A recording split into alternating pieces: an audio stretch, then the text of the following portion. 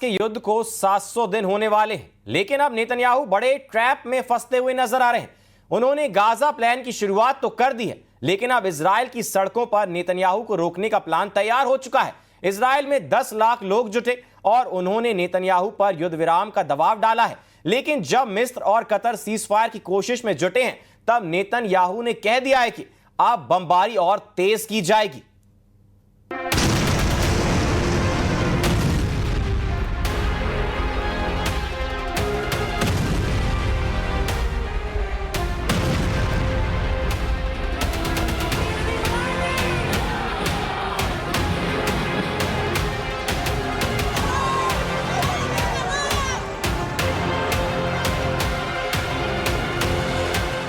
एक तरफ दिन की तस्वीरें, दूसरी तरफ रात का गुस्सा।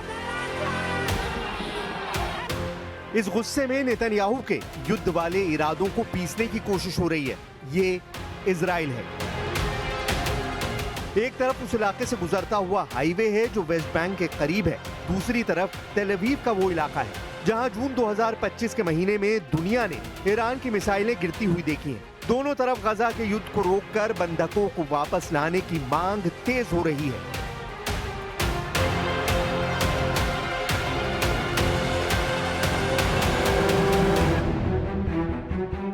नेतन्याहू ऐसे भंवर में फंसते हुए नजर आ रहे हैं जिसमें उन्हें ऐसी लहरों ने घेरा हुआ है जिससे पार पाना अब नेतन्याहू के लिए मुश्किल होता जा रहा है। इसमें नेतन्याहू के गजा प्लान को लेकर हमास का खतरा भी है, इसमें बंधकों की रिहाई को लेकर जनता का गुस्सा भी है और इसमें ईरान से बढ़ रहा तनाव भी है जो युद्ध विराम के बाद और तेज होता जा रहा है।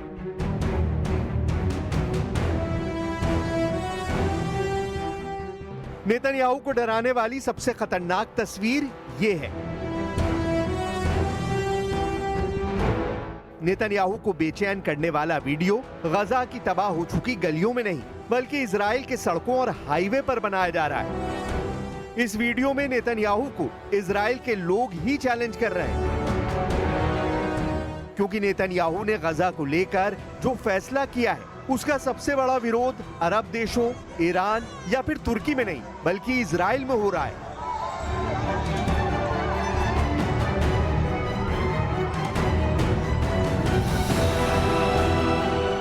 लोग हाईवे और सड़कों पर बैठकर रास्ता रोक रहे हैं ताकि इस प्रदर्शन की आवाज नेतन्याहू के कानों तक पहुंचे।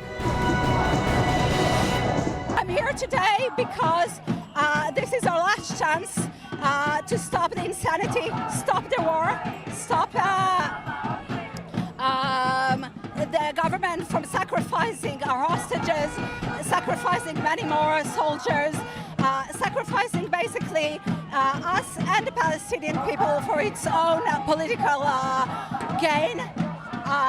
I'm here because you have to stand for life and you have to do whatever you can to stop it.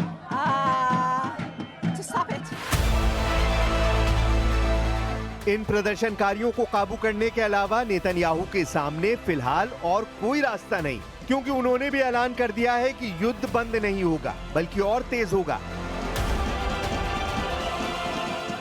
Netanyahu ने साफ कर दिया है कि 7 अक्टूबर 2023 वाला हमला 2025 में फिर हो सकता है और ऐसा तब होगा अगर इस वक्त युद्ध बंद कर दिया गया। यानी नेतन्याहू साफ साफ कह रहे हैं कि अगर अभी गजा पर बमबारी बंद कर दी तो हमास फिर ताकतवर बनेगा और 7 अक्टूबर वाला हमला दोबारा करेगा।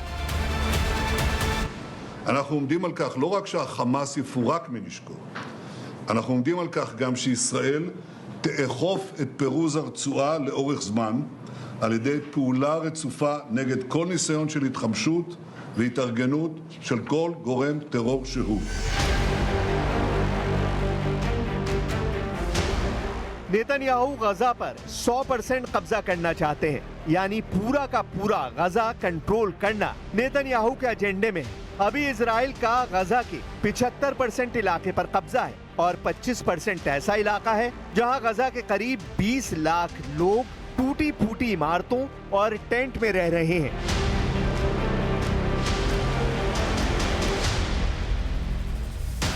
सेना को पूरी तरह गाजा में झोंककर नेतन्याहू क्या करना चाहते हैं, उनका क्या इरादा है, इसी डर को लेकर पूरे इजराइल में विरोध हो रहा है। लोगों का कहना है कि नेतन्याहू का गाजा प्लान बचे हुए बंधकों की मौत की वजह बन जाएगा।